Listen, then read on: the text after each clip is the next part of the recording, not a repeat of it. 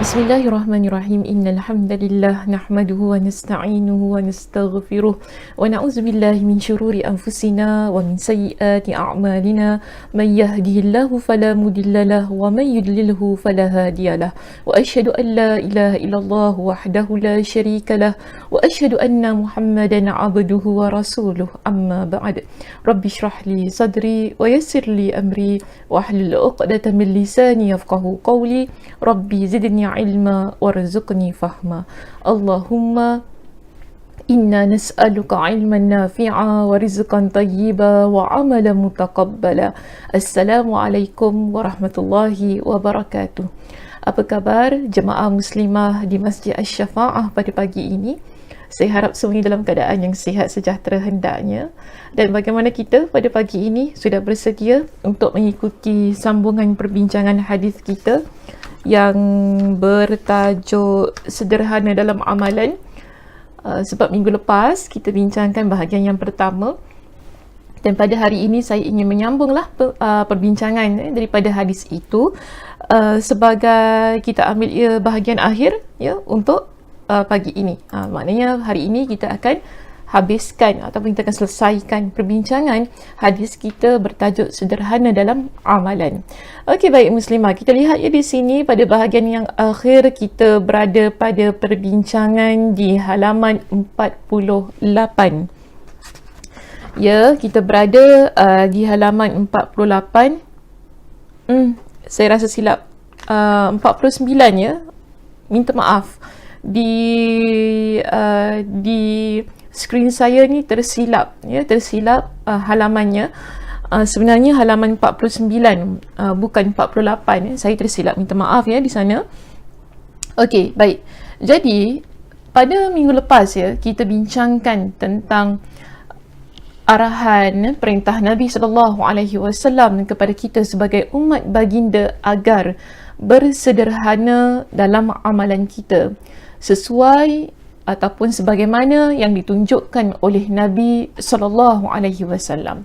Ada beberapa teguran yang telah Nabi SAW berikan kepada para sahabat yang ingin mengamalkan amalan yang berlebihan daripada apa yang dilakukan oleh Nabi SAW. Jadi pada hari ini kita akan lihat kepada contoh-contoh yang lain yang menunjukkan kepada kita bahawa baginda memang amat menegaskan tentang hal ini. Dalam setiap amalan yang kita laksanakan, ianya perlu ada kesederhanaan, terutamanya dalam amalan ibadah kita. Kerana baginda SAW sendiri melaksanakan amalan-amalan ya dengan cara yang tidak memudaratkan diri baginda. Baik, kita pergi kepada hadis kita yang pertama pada pagi ini. Ada sebuah hadis yang ditampilkan dalam kitab kita ya di halaman 49 ya. Sekali lagi ya, saya maklumkan halaman di skrin saya tersilap di situ, halaman 49. Jadi kita lihat pada hadis kita yang pertama di sini, Nabi ingin menjelaskan kepada kita bahawa jangan memberatkan diri ketika kita beramal soleh. Ada satu peristiwa yang berlaku yang dikisahkan ataupun diceritakan oleh Anas bin Malik radhiyallahu an, yang mana beliau berkata, dakhalan Nabi sallallahu alaihi wasallam fa idza hablun mamdudun baina sariyataini. Ada pada satu hari ya muslimah, Nabi SAW baginda masuk ke dalam masjid. Kemudian baginda melihat ada tali yang diikat pada dua tiang. Jadi bila Nabi SAW melihat tali yang diikat pada dua tiang tersebut, Nabi tanya kepada mereka, mahazal habl, iaitu apa tali ni, tali apa? Kenapa ada dua tali di sini? Itu maksudnya lah ya. Okay, kenapa ada dua tali di sini? Untuk apa tali ni diikat di dua tiang ini? Qalu, jadi orang yang mendengar ya, mereka yang mendengar pertanyaan Nabi SAW itu tadi, mereka pun menjawab, qalu hadha hablun li Zainab fa idza fatarat ta'allaqat. Jadi mereka kata begini kepada Nabi, ya, mereka jawab begini kepada Nabi, tali ini milik Zainab, bila dia solat dengan berdiri lalu dia rasa letih, dia akan pegang tali tersebut.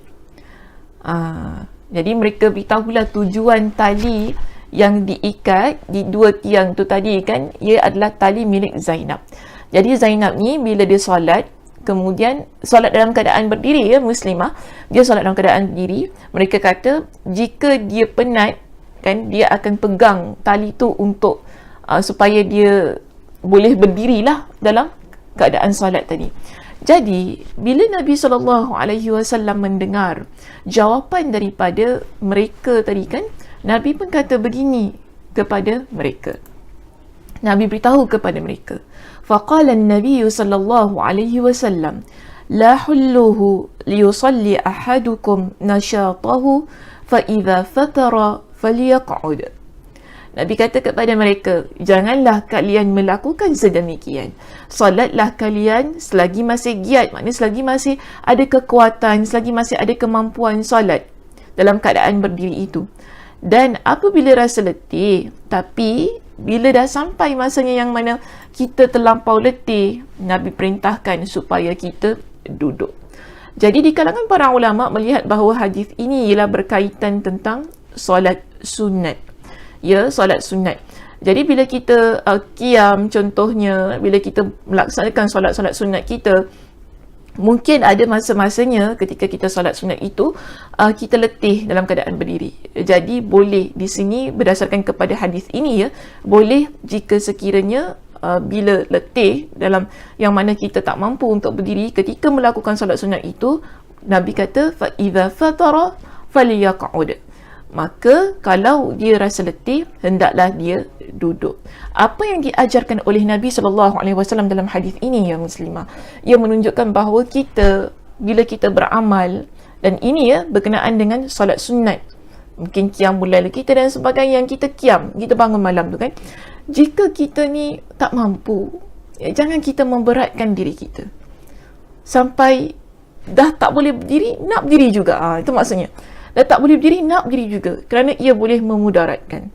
Jadi dalam hal ini, jika rasa letih, jika rasa tak mampu, maka dibolehkan untuk duduk. Dalam kata lain, Nabi nak pesan pada kita, bila kita nak mempergiatkan diri kita ni dalam keadaan nak melaksanakan amalan-amalan sunat, ya, pastikan jangan kita melampau-lampau dan memberatkan diri kita sendiri. Jika tidak mampu, ada cara yang Nabi SAW ajarkan kepada kita, iaitu Nabi kata apa di sini? Duduk bila sudah rasa letih.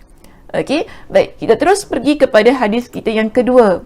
Di dalam hadis kita yang kedua ini, Nabi SAW ingin pesan kepada kita, kadang-kadang dalam hidup ini, ia tak semestinya kita buat banyak amalan, ya, banyak sangat-sangat sehingga kita berada pada tahap kita letih, kita tak mampu, tapi kita nak buat juga. Ia bukan begitu. Namun yang penting ialah tentang bagaimana berterusan amalan tersebut. Ya, jadi di sini Nabi SAW ada menegurlah, ya, kalau kita lihat dalam kisah ini, Aisyah radhiyallahu anha pada waktu itu ketika Nabi SAW masuk ke rumah dia, kan? Kalau kita lihat dalam cerita ini, Nabi dapati ada seorang wanita bersama dengan Aisyah radhiyallahu anha. Wa indaha imra'atun faqala man hadhi. Jadi bila Nabi SAW melihat ada seorang wanita bersama dengan Aisyah radhiyallahu anha dalam rumahnya, Nabi tanya, siapa wanita ini? Jadi Aisyah pun ceritakan kepada Nabi tentang wanita tersebut. Apa kata Aisyah radhiyallahu anha? Aisyah kata begini, qalat fulana, dia adalah seorang fulana, seorang wanita, la tanamu, yang tidak tidur sepanjang malam. Kerana apa? Fadzakarat min salatiha. Jadi Aisyah radhiyallahu anha pun menyebutkan tentang solatnya yang sepanjang malam itu, yang menyebabkan wanita ini tidak tidur pada malam itu. Jadi apa kata Nabi SAW ketika mendengar penceritaan Aisyah radhiyallahu anha tentang wanita yang ada di sampingnya? Nabi SAW pun kata begini, muslimah. Nabi kata, mah alaikum bima tutiquna fawallahi la yamallu Allahu azza wa jal hatta tamallu walakinna ahabba ad-din ilaihi ma dawama alaihi sahibuhu. Nabi kata begini kepada Aisyah radhiyallahu anha, cukup, ya, alaikum bima tutiqun, kalian seharusnya solat ataupun mengerjakan solat mengikut kepada kemampuan kalian. Kita nak solat malam ini bagus, muslimah, ya, bagus sangat-sangat. Sebab tu tadi Nabi SAW tanya kan, kenapa wanita ni, siapa dia? Aisyah kagum, ya, dengan apa yang dilakukan oleh wanita itu tadi, kerana dia tak tidur dan dia solat sepanjang malam. Tapi di sini Nabi pesan, Nabi kata apa? Cukup, buatlah amalan, contohnya solat tadi kan, ikut kepada kemampuan kita. Jika kita mampu buat solat malam 2 rakaat saja, muslimah. Kalau kita rasa kita mampu nak buat 12 rakaat. Tapi jangan sampai kita melaksanakan solat itu tadi kan, sehingga kita memberatkan diri kita, yang mana ia di luar kemampuan kita, kerana agama kita tidak mengajarkan hal yang sedemikian. Sebab itu Nabi kata begini, kita bila buat amalan-amalan ini kan, Nabi pesan, Nabi kata apa? Fawallahi, demi Allah, Nabi kata, Allah tidak pernah bosan hingga kalian yang bosan. Kita buat sikit amalan kita tadi kan, kita buat sikit, Allah tak bosan. Esok kita buat sikit lagi, Allah akan sentiasa meraihkan amal soleh kita bila kita lakukan ia ikhlas kerana Allah. Tapi bila kita terlampau-lampau, kita buat sesuatu yang di luar kemampuan kita, yang bosan itu adalah kita kelak. Ya, nanti kita yang bosan. Dah lah, penat nak buat ni, hari-hari buat macam gini kan, penat. Kita akan tinggalkan amalan itu. Kenapa? Kebosanan kita terhadap amalan tersebut. Sebab itu di sini Nabi pesan, Nabi kata begini, walakinna ahabbad dini ilaihi ma dawama alaihi sahibuhu. Namun paling dicintai agama amalan yang dilakukan oleh seseorang secara berterusan. Kita nak buat satu amalan ni, muslimah, kita nak ia kekal. Maksudnya kekal ni dia berterusan. Jangan kita buat banyak, akhirnya bila kita bosan, kita tinggalkan terus dan kita tak buat lagi amalan itu. Kita tak nak sedemikian sebab sayang amalan tersebut. Jadi yang penting, ya, untuk mengelakkan diri kita daripada kebosanan itu tadi kan, untuk mengelakkan diri kita daripada kebosanan itu tadi, apa yang perlu kita buat? Buatlah sedikit demi sedikit. Jadi kalau solat malam tadi contohnya, ya, yang kita ada dalam kisah ini, dalam solat malam itu, mulalah dengan 2 rakaat terlebih dahulu kan, ikut kepada kemampuan kita. Dan kalau dalam sepanjang hayat kita itulah yang kita mampu, alhamdulillah. Kerana apa? Yang penting kita buat secara berterusan. Jangan buat 12 rakaat, 20 rakaat contohnya, tapi buat masa itu saja. Namun akhirnya kita tinggalkan. Setahun, 2 tahun, tinggal tak lama dah, tak buat lah. Sebab apa? Bosan dah, tak nak buat lagi dah. Serik dah, orang kata serik, tak nak buat lagi dah. Baru nanti kemudian nak start balik, dia lambat. Sebab tu Nabi tadi pesan, ya, Allah memang tak pernah bosan dengan amal-amal soleh kita yang kita lakukan ikhlas kerana dia. Tapi yang bosan itu nanti ialah kita, yang akhirnya menyebabkan kita meninggalkan perbuatan tersebut ataupun amalan itu tadi. Tapi biarlah kita buat amalan yang ikhlas kerana Allah ini, ya, sedikit. Namun kita buat setiap hari. Kita buat setiap hari kerana apa? Kita mampu untuk buat amalan itu. Ya, jadi ada satu kisah yang berlaku di zaman Nabi SAW. Apa kisahnya? jika kita lihat di sini dalam kitab kita ya, ada mendatangkan kepada kita dengan satu kisah, iaitu cuba muslimah lihat pada halaman kita yang ke-50 dalam kitab kita.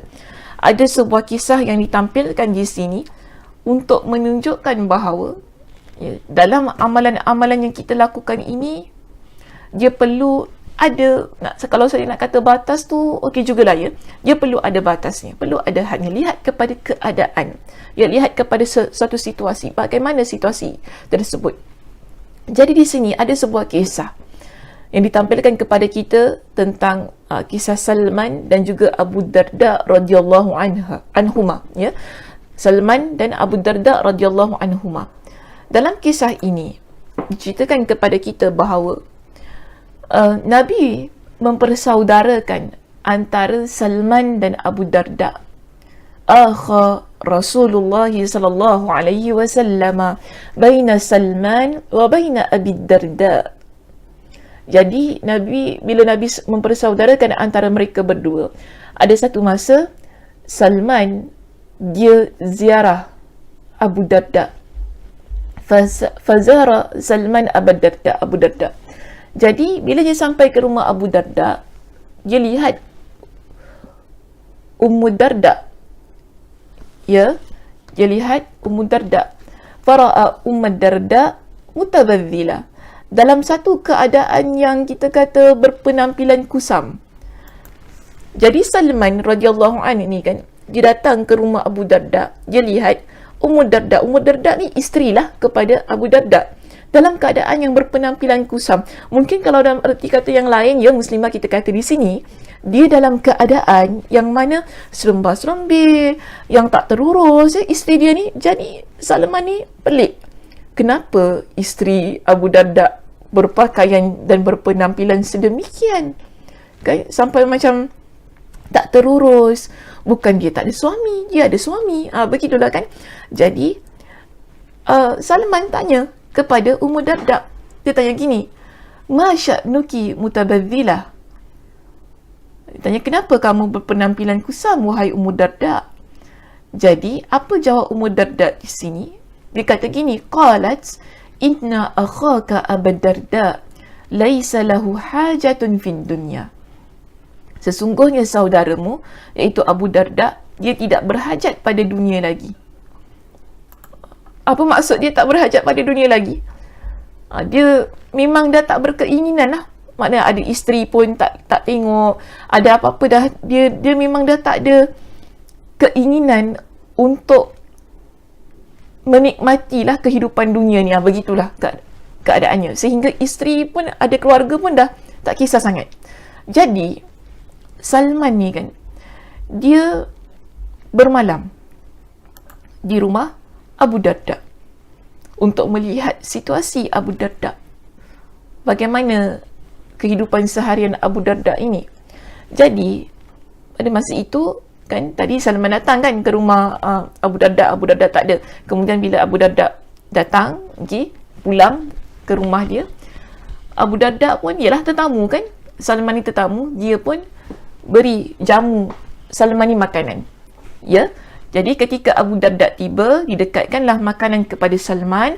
Lalu dia, iaitu Abu Darda, berkata, makanlah kerana aku sedang berpuasa.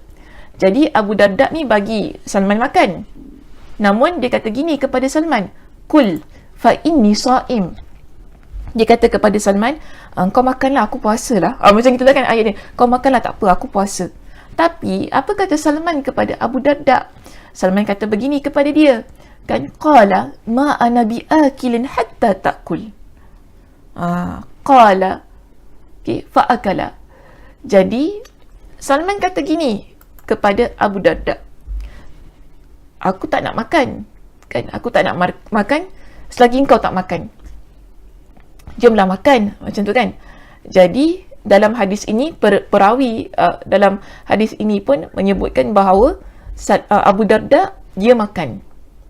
Dia makan kerana Salman ajak dia makan sekali tadi kan. Jadi dia batalkan puasa dia tadi, dia pun makan. Kemudian sampai pada waktu malam.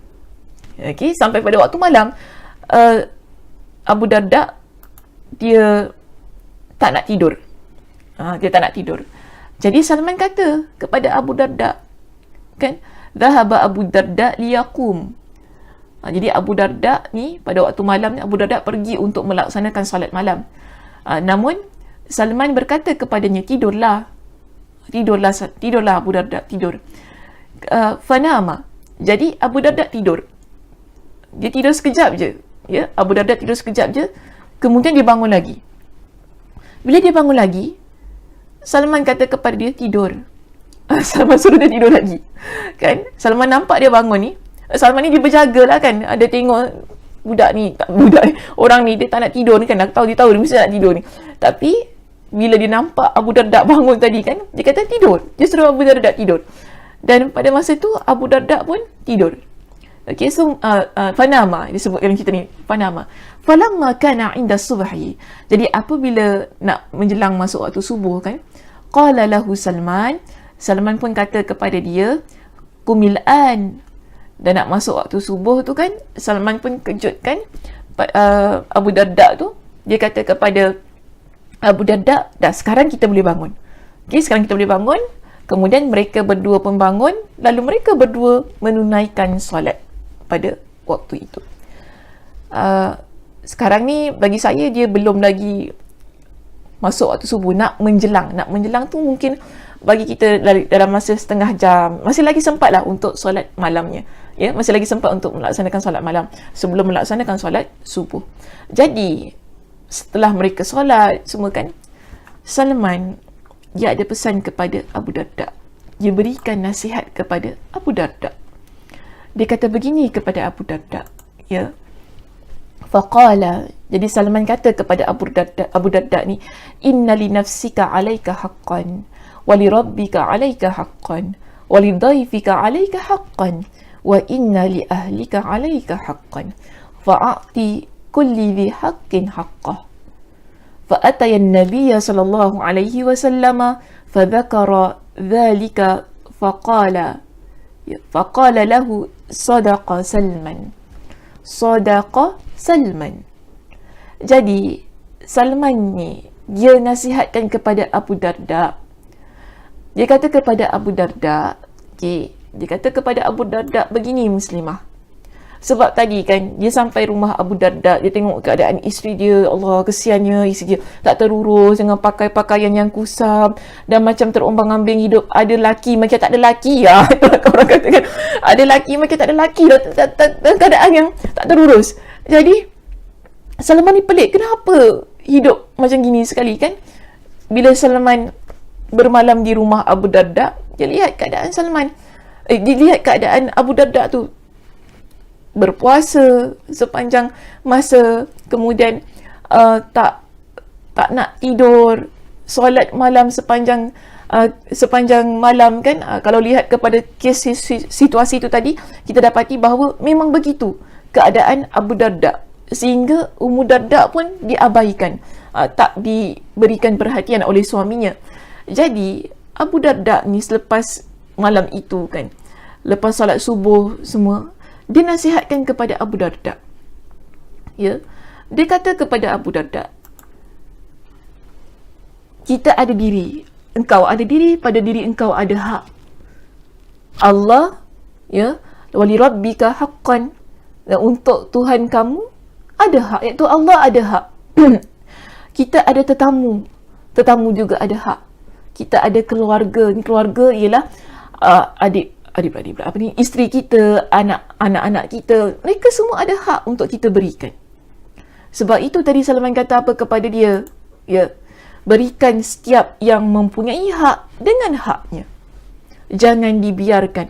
Dan seingat saya tentang hal ini juga kita sudah jelaskan pada minggu lepas, ya Muslimah, yang mana Nabi SAW pesan kepada siapa? Uthman ibn Maz'un. Yang mana Nabi pesan kepada Uthman kan, setiap sesuatu ada haknya. Yang Nabi kata kepada dia bahawa untuk keluarga engkau ada hak, untuk diri engkau ada hak, untuk tetamu engkau juga ada hak. Maka bila Uthman dia nak berpuasa sepanjang hari, tak nak berbuka, Nabi pesan kepada dia, fasum wa aftir, Puasa boleh puasa, tapi berbukalah. Ya. Nak solat malam boleh solat malam, tapi tidurlah. Sebab apa? Setiap daripada yang kita miliki ini ada haknya muslimah. Kita menunaikan hak Allah tadi, kan? Kita solat, berpuasa. Itu adalah hak Allah. Tapi diri kita juga ada hak untuk makan, untuk tidur, untuk rehat. Ya, jangan sampai kita memberatkan. Ini kita panggil sebagai sederhana lah ya dalam amalan kita. Dan kita ada tetamu, macam tadi kan Salman, dia datang ke rumah Abu Darda sebagai tetamu. Tetamu ada haknya untuk diraikan. Okey, dan juga kita ada keluarga, kita ada isteri, kita ada, kalau untuk kita lah ya, konteks kita sebagai seorang wanita, kita ada suami yang perlu ada haknya, yang perlu dilayan dan sebagainya. Jadi tidak boleh kita sibuk dengan amal soleh kita yang melampau-lampau itu tadi sehingga kita mengabaikan hak-hak kita. Jadi mereka berdua ya muslimah dalam kisah ini, mereka berdua pergi bertemu dengan Nabi SAW dan Salman dan juga Abu Darda menceritakan situasi ini, dan Nabi SAW beritahu kepada Abu Darda apa yang dikatakan oleh Salman tentang hak-hak itu tadi kan. Ya, setiap sesuatu ada haknya, maka berikan setiap yang mempunyai hak dengan haknya. Nabi kata, sadaqa Salman. Salman itu benar. Apa yang Salman lakukan adalah benar. Maka Nabi pesan kepada Abu Darda, ikut sebagaimana yang dinasihatkan oleh Salman itu tadi. Sebab itulah juga yang baginda nasihatkan kepada para sahabat yang lain. Jadi begini muslimah, dalam hadis yang lain Nabi SAW juga ada mengingatkan kepada kita. Ya, Nabi kata begini kepada kita muslimah, likulli amalin syirratun wa likulli syirratin fatrah. Sebab dalam hadis ini ya, Nabi SAW menceritakan tentang seorang bekas hamba wanita baginda yang selalu solat di malam hari dan puasa di siang hari. Lalu Nabi SAW, bila Nabi SAW menceritakan tentang bekas hamba wanitanya itu tadi kan, jadi Nabi pesan juga kepada para sahabat dan juga tentang wanita inilah. Nabi kata apa? Likulli amalin syirratun wa likulli syirratin fatrah. Ya, hadis ini ada dalam kitab kita ya muslimah, di muka surat 51 di perenggan kita yang terakhir itu. Nabi kata, sesungguhnya setiap amalan itu ada waktu semangatnya dan setiap masa semangat ada masa jenuhnya. Kita ni muslimah dalam hidup kita, ada masa kita memang semangat. Uish, kita kalau semangat, ya Allah ya Tuhanku, kalau bolehlah nak solat malam sepanjang hari. Maksudnya nak solat malam setiap hari, maksudnya tak nak tidur-tidur sebab kita semangat. Ataupun nak baca Al-Quran, nak baca Quran tak henti-henti. Sebab apa? Semangat. Kalau dah stop pun tadi, alamak tak apalah, nak baca lagi lah, nak baca lagi lah. Begitu keadaan semangat kita. Tapi Nabi juga kata kepada kita, ya, dalam keadaan kita semangat itu, ya, ada masa kita jenuh. Apa maksud jenuh di sini? Kita bosan. Kenapa kita letih? Jadi Nabi pesan, faman kanat fatratuhu ila sunnati faqad aflaha. Maka siapa semangatnya cenderung kepada sunnahku, dia beruntung. Dia adalah orang yang berjaya. Wa man kanat ila ghairi dhalika faqad halaka. Tapi siapa masa jenuhnya cenderung kepada selain itu, maka dia binasa. Dia bukan orang yang beruntung, dia orang yang rugi. Apa maksud Nabi di sini muslimah? Kita ya dalam keadaan kita bersemangat untuk melaksanakan amal soleh kita, kita ikut kepada sunnah-sunnah Nabi SAW. Dan Nabi kata, orang yang sedemikian kan, contoh dalam keadaan kita semangat, kita solat qiyamul lail, kita baca Al-Quran, kita berzikir kepada Allah, ini adalah sunnah Nabi. Kita adalah orang yang aflaha, Nabi kata. Orang yang berjaya, orang yang beruntung. Tapi, Nabi kata gini, kalaulah sampai pada satu masa yang kita jenuh itu tadi, yang kita bosan itu tadi, ya, namun kita buat yang selainnya, yang mana kita buat perkara yang tidak mengikuti sunnah Nabi. Contoh, walaupun dah jenuh, dah penat tadi kan, dah tak semangat, namun kita paksa diri kita. Ini bukan sunnah muslimah. Ya, dalam keadaan yang kita tak semangat, dalam keadaan yang kita dah bosan, dalam keadaan yang kita dah letih, tapi dalam keadaan yang kita paksa diri kita, kita drag diri kita buat sunnah Nabi tadi, dalam keadaan yang kita paksa dan bahkan berlebih-lebihan.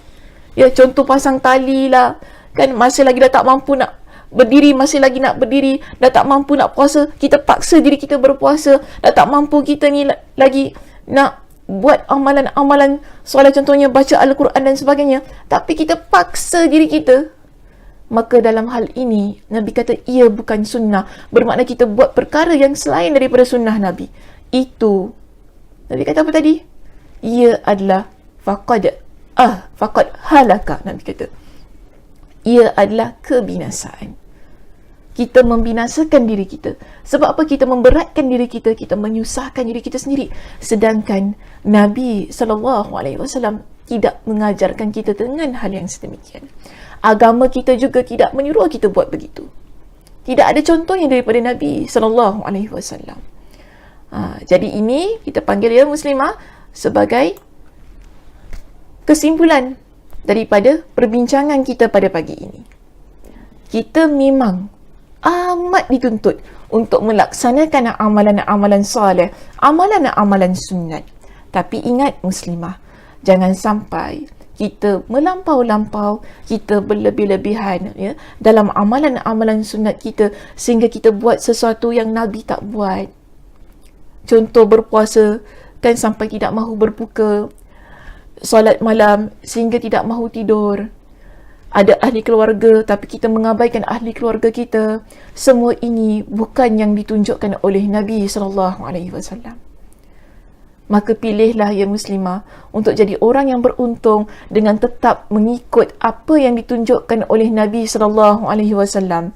Sama ada dalam keadaan kita bersemangat itu tadi, ataupun dalam keadaan yang kita sudah letih. Dan kita perlu rehat. Bila kita perlu rehat, rehatlah muslimah. Ya, jangan sampai kita memberatkan diri kita sehingga kita membinasakan diri sendiri. Memudaratkan diri sendiri maksudnya. Okey, baik muslimah, itu sahaja perbincangan kita pada pagi ini. Terima kasih saya ucapkan kerana mengikuti kuliah kita ya di Masjid Asy-Syafa'ah. Mudah-mudahan Allah Subhanahu wa taala memberikan kepada kita dengan kesihatan, memberikan kepada kita juga dengan kelapangan masa untuk kita ikuti perbincangan kita ya pada hari yang sama, di sesi yang sama di minggu hadapan. Ustazah tutup dengan tasbih kafarah. Subhanakallahumma wa bihamdika asyhadu an la ilaha illa anta astaghfiruka wa atubu ilaik. Assalamualaikum warahmatullahi wabarakatuh.